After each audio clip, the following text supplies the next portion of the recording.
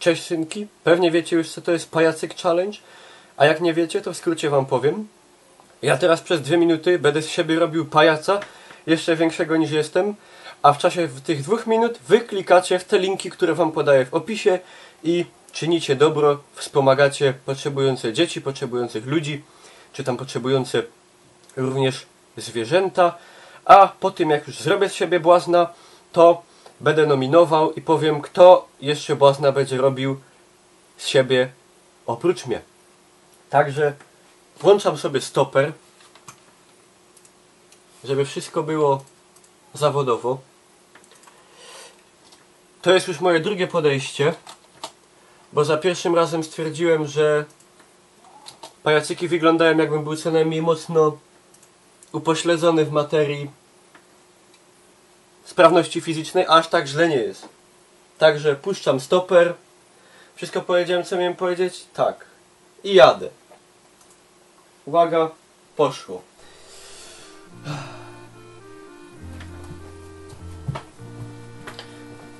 Muszę wam powiedzieć, pewnie o tym nie wiecie, ale to nie jest moja jedyna aktywność fizyczna.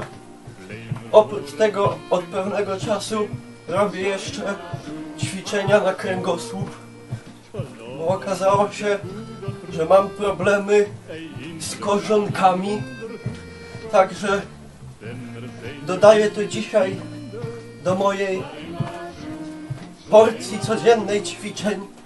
Kurde, wala mi się jakiś kabel, przez co to boli. Powiem wam, że to się wydaje prostsze niż jest naprawdę. Do tego ja nie mogę tak machać tymi łapami silnie, bo mam tu strasznie mało placu we izbie i bez to. Ale staram się.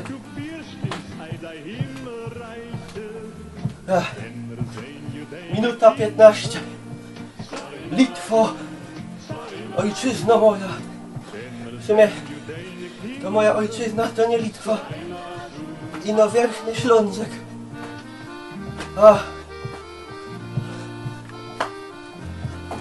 Ło, pizłeś coś. Jeszcze pół minuty.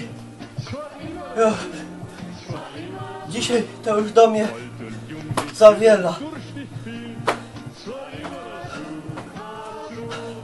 O, pierunie. O, już widzę, jak to będą robić następne. O. A z całą chałupa chodzi. Bulok ci w życiu chodzi. O. Z tego wysiłku aż mi kamerę wyłączyło.